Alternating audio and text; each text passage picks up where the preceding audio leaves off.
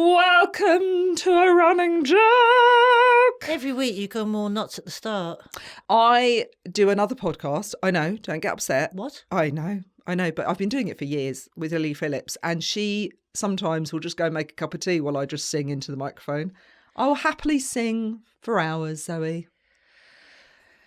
And if you want me to release an album to accompany you on your runs. Oh, God. Do you know, comics and actors that released albums, I have a real problem with.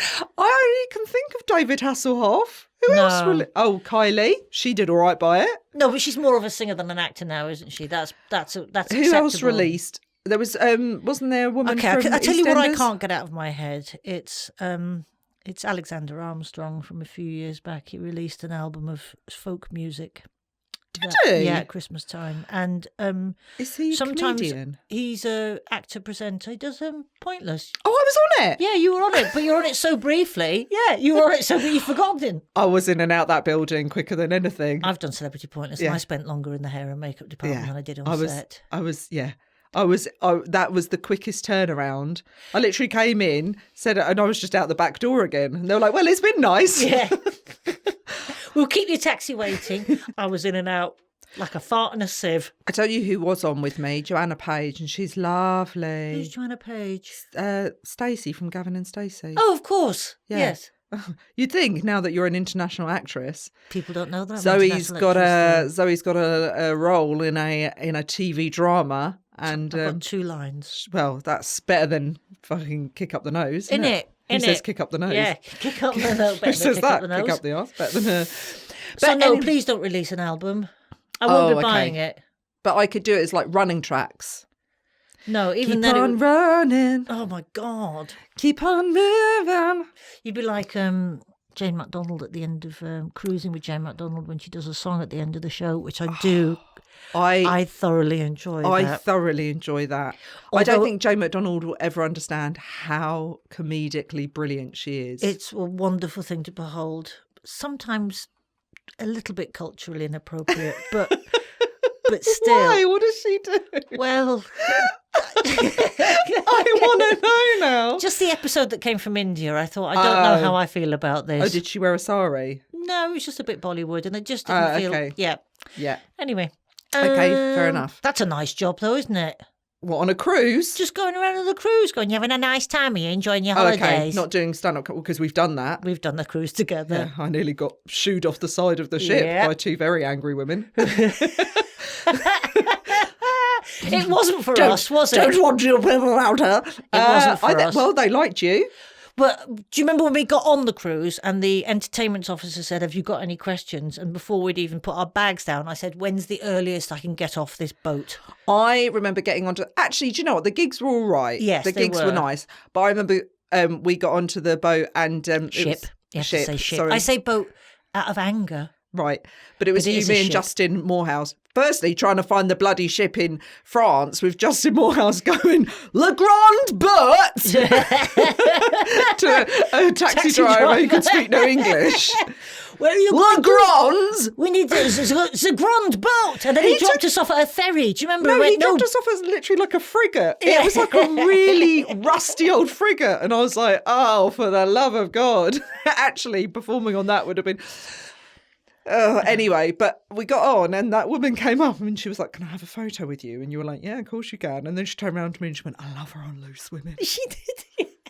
And I was like, I do too. Yeah. So I don't think she's ever been on there in her life. I've never been on Loose Women. I turned around to you and I was like, so have you been on Loose Women? No, never been on Loose Women. Yeah. And Jack I don't know Whitehall, who she thought I was. He was the headliner. He got flown in and off that boat. Yeah, I think that, yeah. Yeah. Do you remember I didn't even wait for you when we got into port? I woke up after I just went. Some very angry women at me, and then I woke up to angry messages from these women, and then I went to call Zoe, and she was like, "I'm off the boat. I'm off the boat." I was down that gangplank. They were tying up the ropes, and I was running off that boat. Yeah, ship. Yeah. Anyway, so cruising life not for us. You know when you have to go out of your cabin door and sort of look up and down the hall, go run, tuck and roll into the lift, the up best to the story buffet. is always Mike Gunn when he was just sat by the side of the pool on the cruise ship, just And a man just swam up to him and just went, "You that comedian?" And he went, "Yeah." And he went, "You're shit." And then just swam away. And he was like, "I can't get off this boat. Can't get off I this can't get off this boat." boat ship. And Mike's a brilliant comedian. So Yeah.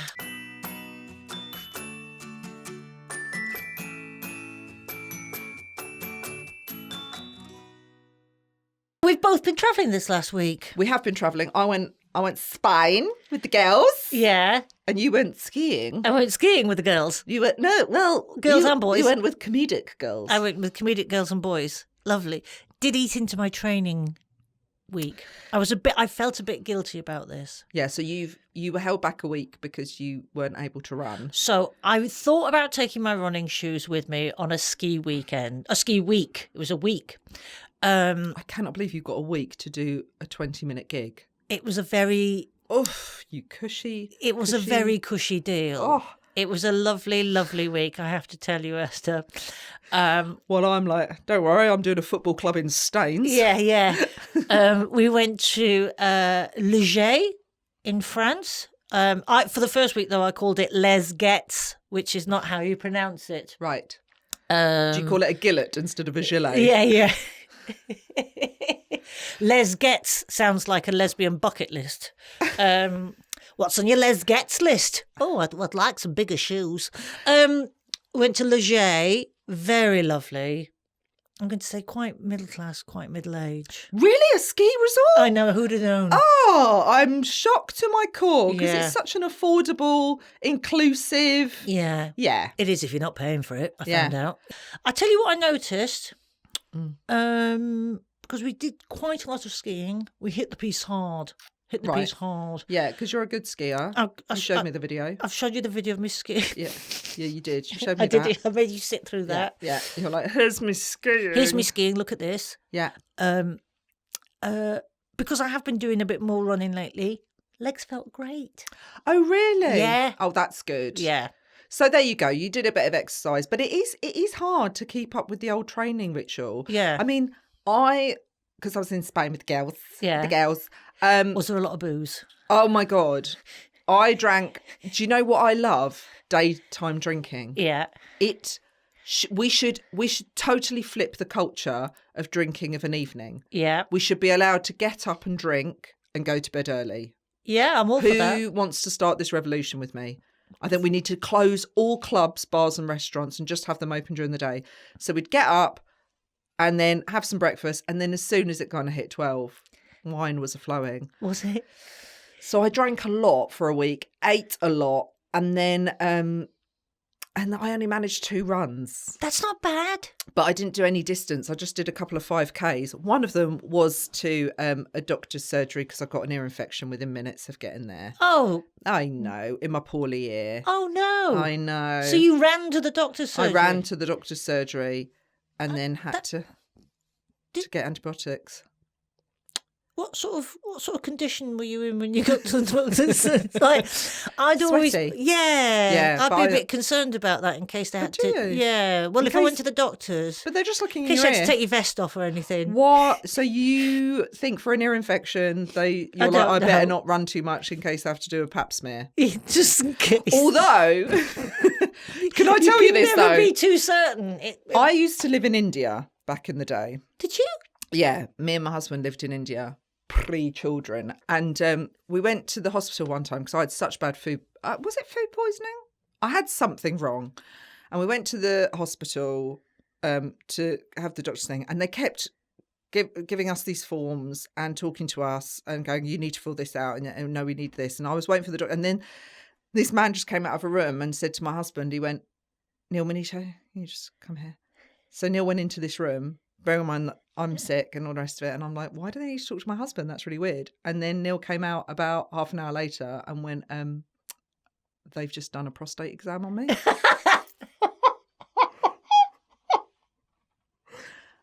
And I was like, but we're not even here for you. And why would you agree? And he went, I don't know, when a doctor says, drop your trousers. And he goes, but he's just done a prostate exam on me.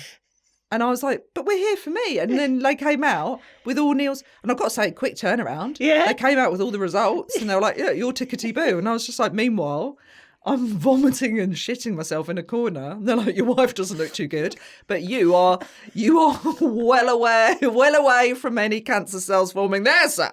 So you'll be fine. How peculiar. Yeah, but they literally just beckoned him into a room. So we're there for me. I'm the one that's ill. And then when we came home, one of our neighbours was like, oh, did you get seen? And I was like, well, he had a prostate check. And no one saw me. So there we go. I just don't understand. What, I know. You know, and it's what just box like, did you tick on that I don't form? know. We did something wrong somewhere. Wow. Yeah. So I was like, I do wonder sometimes if they feel they need to over test you to kind of justify the fees that you're paying when you're in a pay Yes. system. So when I was in Spain, I ran down to have my ears checked. He did feel the need to do a lot of, blood pressure and all the rest of it to kind of justify, I think, the money that you spend down there. And he said that I have the blood pressure and heart rate of an athlete. Is that what he said? He said that. What sort of athlete? Darts player. Curling. So the blood pressure and the heart rate of an athlete. That's what he said. That's great. Yeah. And he said, your husband's got a prostate of Your a prostate, 20-year-old. But your prostate's... Your prostate's absolutely torn to shit.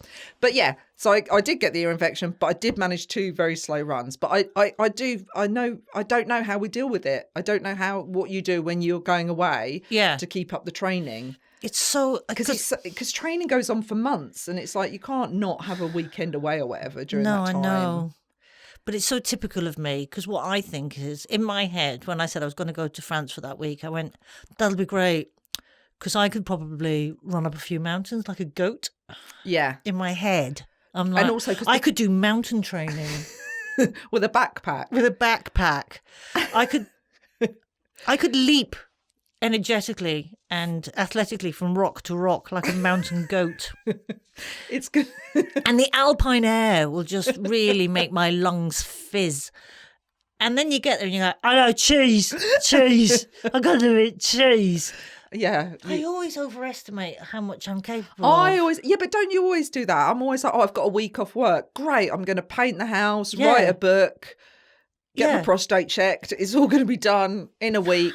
And then you don't. You just spend the whole time watching Real Housewives and eating a wheel of brie. Why do I do this? Because sometimes you just need a break. You wanted a break. No, but Also, there was no runners with you. I don't think Harriet and Lou run, do they? No, Maisie has done a marathon, but she said she'd never do it again. She said it was awful. But Maisie smashed it. Yeah, she's built like a runner. Maisie saw me when I finished the Manchester Marathon and I was sobbing like a baby. And she apparently her cousin was doing it and she was waiting for her cousin. And I literally just fell into her arms thinking that randomly she'd heard along the grapevine that Esther was doing it. And she's like, oh, do you remember that comedian I gigged with a few times over the years? And I just fell into her arms and went, Maisie, that was so hard. And she's like, please move out of the way.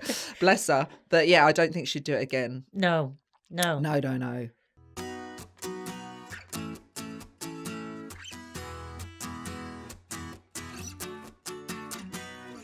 We need somebody to tell us when we go away. But the thing is, I always struggle with this. Like when you've got a training plan, I struggle sticking with it. When someone's like, oh, this is the food you should eat. The moment they say, well, this is what you should eat is 12 chickens or in your case, a knuckle of pork. Every 4 hours. Yeah. Then straight away I'm like, I want anything but that now. Yeah. Because the volume of protein you're supposed to eat. You see, I'm very confused about this now because protein is... That's all anybody talks about now, isn't it? How much protein you should have. As a woman, with your bone density, I'm not even sure what that is. I think it just means I don't crumble when I stand up. Yeah. So you're supposed to have a lot of protein for bone density. I think you are, so you don't turn into like a human block of feta. Yeah. I feel like people are pushing protein the way that in the 90s we were pushing ecstasy. Yeah, it's very like, much. A bit of protein. Yeah. You can have it in everything. What have you had? Yeah. I've had 2 Doves, a Mitsubishi, and a chicken breast. Yeah. What's a Mitsubishi? Isn't that a car? No. Oh, you weren't around in the 90s. Okay. Hello. Where did everybody's talking about protein now? I know. No one used to talk about it. And the amount of protein you're supposed to have is insane.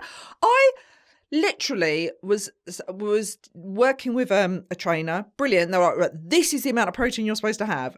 And when I tried my very best to hit the level of protein I was supposed to have, I kid you not, I was gnawing on meat from the moment I opened my eyes to I was in the shower with a chicken leg, just like, can't stop. And I was like, this isn't, it does fill you up. It does keep you fuller for longer and it does help your muscles repair. But I think it's really hard to eat 12 sheep a day.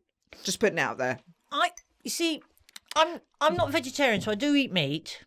Well, we know. Yeah, that's what not being vegetarian is. Yeah. I'm not a vegetarian. Did you do that on your anthropology course? Yes. I'm not a vegetarian. Still haven't finished my anthropology course. I am an academic. So I know not what a vegetarian is. But I can eat quite a lot of meat. Right. I don't think I'd struggle to get that much meat down. But it's a lot, Zoe. How much is a lot, though? So if you're supposed to have about 200 grams of protein a day, are you? That sounds a lot. Oh, that's a piece of piss.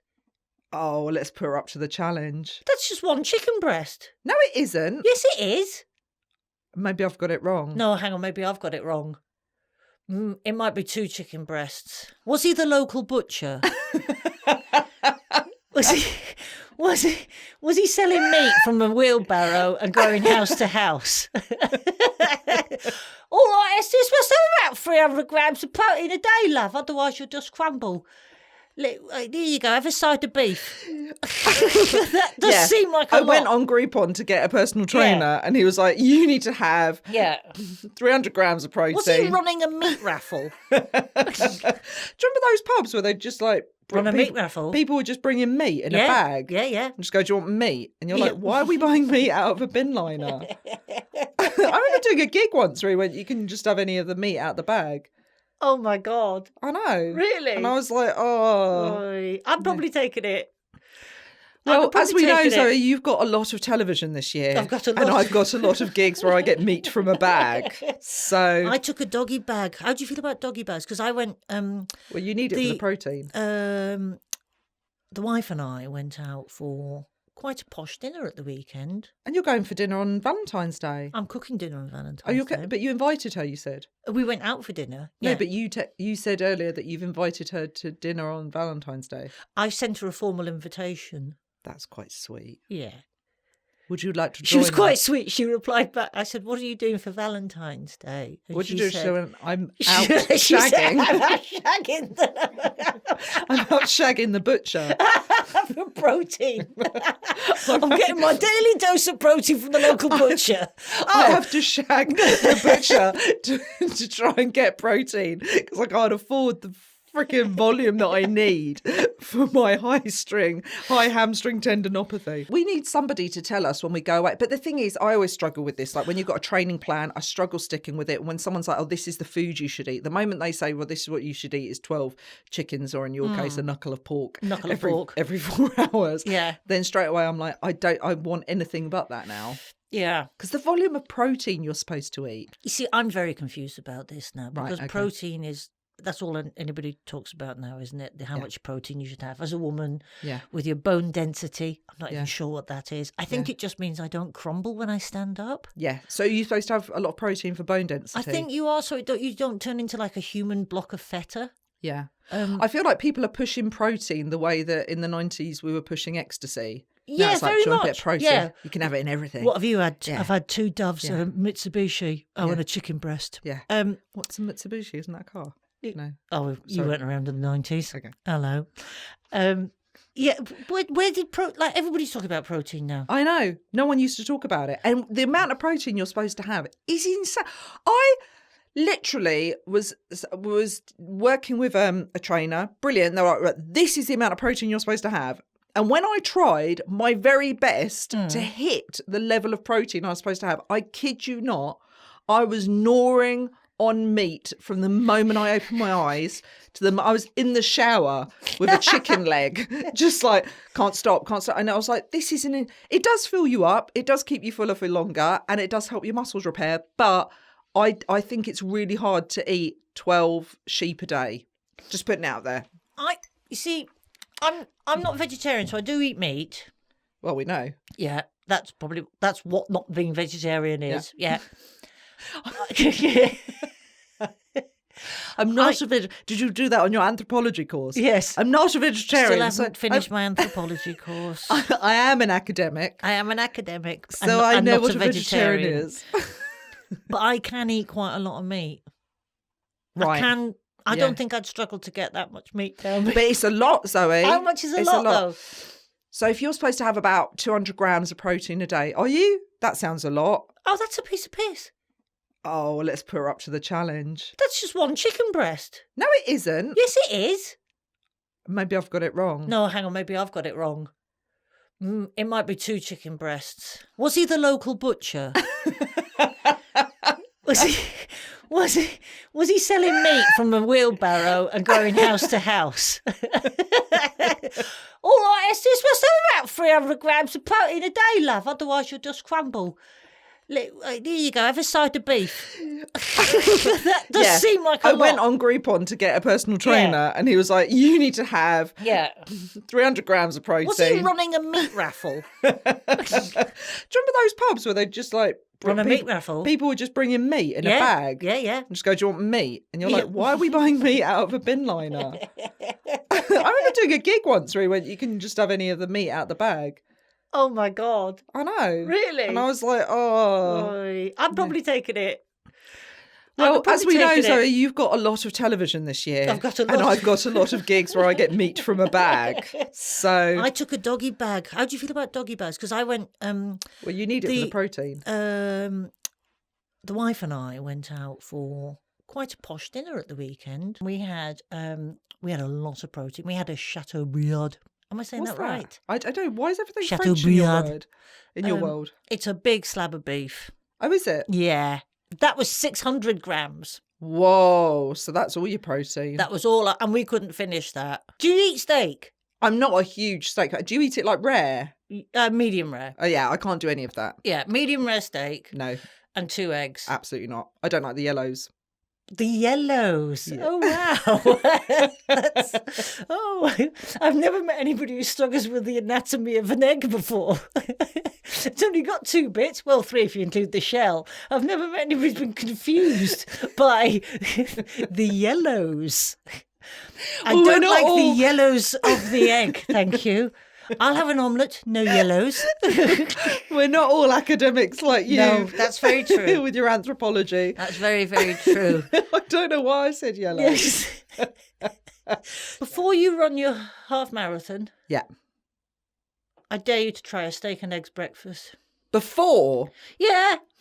I can't eat before I run. What? No. Oh, I can't not run and not eat and run. So how long before I can't? Did you hear my tummy there? It's gone again. If I eat and then run, I automatically get heartburn and just feel awful. You have to leave it an hour. Yeah, no, I don't. But you'd have your steak and eggs a good hour and a half before you went for your run. But then when you went for your run, you'd feel like a gladiator. A steak and egg breakfast an hour before you do a half marathon? Yep. I think we're starting to understand why you might be struggling. Wash it all down with chalky milk. No? Am I hitting this wrong? Zoe won't be here for much longer because she's going to be dying of heart disease. Maybe we need to get a nutritionalist on the show. We do need a nutritionalist. We need someone. I would like to run my steak and eggs and chalky milk. Do you really have a chocolate milk? Afterwards. Afterwards? Yeah, after my steak and eggs. Yeah.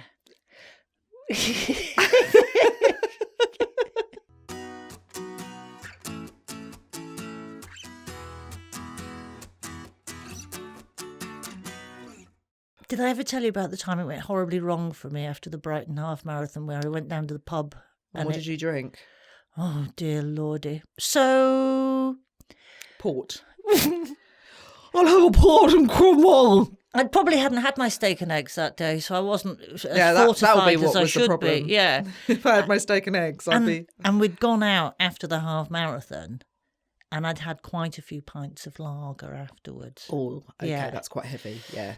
And then what happened? Long story short, right? We were in the pub for hours and hours and hours. And we were mucking about, and it was one of those nights where Mucking about, like you're in a playground. Yeah, no. Well, not far off. Somebody found a felt tip, right? Oh, We started drawing on each other's faces like you do. Okay. Like absolute grown-ups. Yeah. Honestly, this was only a few years ago.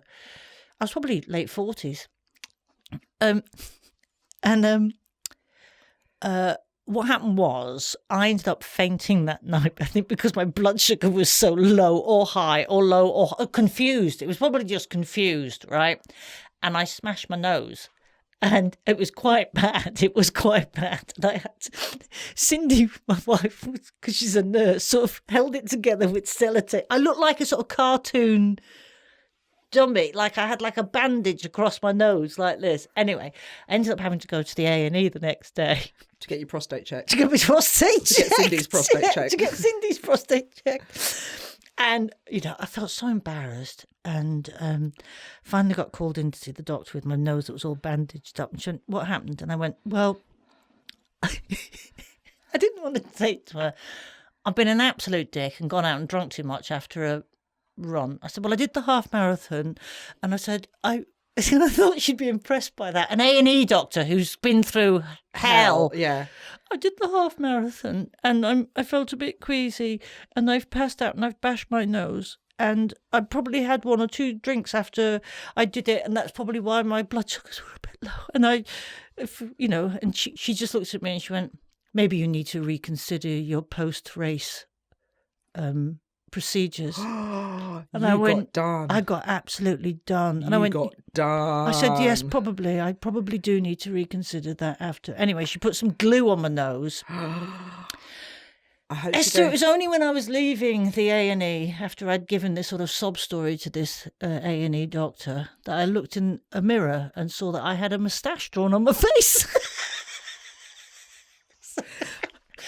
I had like a Poirot curly moustache. You're just sat there going, I still on did my the half face. marathon, and then me and my friend, we just went for a Couple of very pints. small little sherry, and she's just like, you have 2 testicles Yes. drawn around your eyes.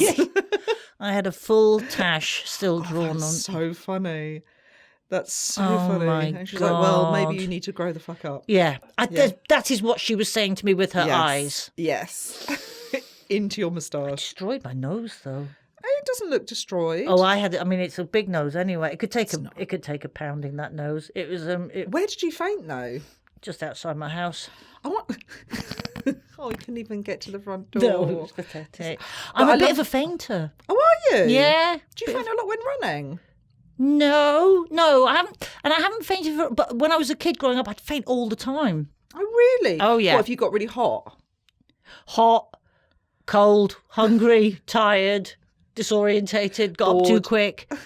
Do you know I've got a terrible blood phobia as well. I have faint. you? Yeah, I faint all the time. In the cinemas, I fainted in the cinema before. Cindy and I once went to watch a documentary about went to mountains. watch Passion of a Christ. Yeah, so he's just. Honestly, I have fainted in the cinema. Yeah. Oh my god. We were watching a documentary about mountain climbers, and it was in London. It was a packed cinema, and it sounds like a. he had an accident. You didn't even see the accident, but he described it. And because my brain sort of works very visually, and I was wearing a turtleneck. And it just got hotter and hotter and hotter. Because you're a very serious lady. I couldn't take my turtleneck off. And I turned to Cindy and went, I think I'm going to faint. And then the next minute I'd fainted. She's so cool. She was just holding my chin up with 2 fingers. Carrying on watching the film. Carried on watching the film. Really? Yeah, just watched it to the end. Just cupped Yeah, you. you just, yep. Like a burping baby, you know, Yeah. you have to cup their thing and Like just, that. yeah. She's just like, just She went, do you want to stay? And I went, yeah, I've still got some popcorn left. Oh dear. So that's that. But you've never because I've seen people faint during running. Yes. And I'm like, what causes that? Is that overheating? Probably. I had an episode once, again at the end of the Brighton Half Marathon, where I couldn't breathe. I've had that. Oh, it's I've terrifying. had that at the end of the Brighton Half Marathon. I got across the finish line. Yeah. And it's really weird.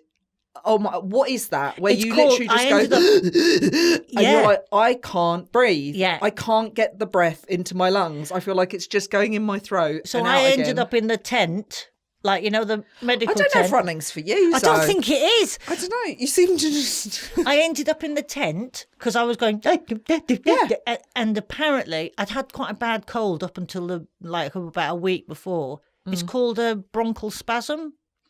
and your bronchals just go into spat, so you can't actually get the air in there. What's the bronchals? Oh, it's like you're... You know with your come on, let me get my big anthropology book out. The broncals. How far are they from the yolks? So From the yellows? The non-yellow. The broncals are the sort of hairy bits in your lungs. They're not hairy. They're the wiry bits in your lungs. The wiry bits in your lungs? The bits. And why do they spasm? I don't know, but Okay, they do. Okay. So it was a bronchial spasm. Yeah, because I had that at the end of Brighton Half. And I wonder if it's just where you've been breathing in the heavy wind just pounding into your face. And cold, I think. Yeah. And yeah. It's not nice, though. It's not nice. No. Not nice at all. I couldn't breathe And I was at with all. Joe Wilkinson, right? Because we'd run it, because he was doing the same one as me. And we were stood there and I went, I'm not being funny, Joe, but I think I need to go to the medical tent. And he went, do you want me to come with you? He said, it's just, I've got a table for a roast dinner and I don't want to miss it. And I went, no, you're all right. Off you go. And he was later. He went, I suddenly thought maybe I should have come with you. I was like, no, it's absolutely fine. Yeah. It's like I was doing a gig the other night and there was just a man, all you could hear from coming from the alleyway outside was just a man just going, blah, blah, blah. And the guy that was the tech just went, do you need me to walk with you? I was just like, no, it's fine. no. It all looks This all lovely looks down fine. there. Yeah, all looks absolutely normal. That's when the marathon training comes into it, Oh, doesn't it? Just God, escaping yes. a gig. Yes, Right. it does.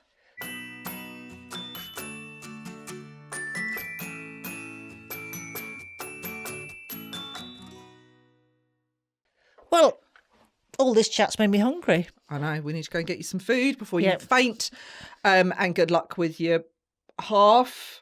Training still ongoing. Training still going. You'll be fine. 10 this week and you'll be fine. Yep. Please let us know about when you've had interruptions to training plans, how you've got around it, or what's the worst scenario? Have you ended up on a hen do for a week in Vegas where you've literally had a marathon that... Oh, what about that lady who did the marathon in Brighton on a hen do? Oh, yes. And didn't you do really well? She was like one of the top finishers. Yeah. Yeah, and she'd been out the night before. That's incredible. That wouldn't have been either of us.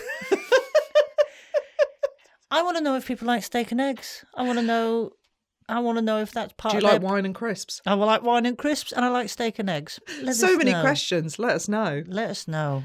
And thanks for having us in your ears whilst you plod along for 5K. 10K or even... Well, I've had some lovely messages from people saying, I'm just plodding along listening to Zoe and Esther and they are making a run they are distracting me. They are distracting me from the agony that is running. So thank you. Oh, it's nice to know that we are a distraction. I know. Yeah. What a review. I'll put that on my show poster. Esther Manito, she'll distract you Yeah. for 30 minutes. Yeah, she's like the sort of fascinator of podcasts. Thank you for listening. Please like and subscribe. Tell your friends. Anybody you know who enjoys a plod, jog, run, walk. We're here for you. And do you like the yellows? You're on your own.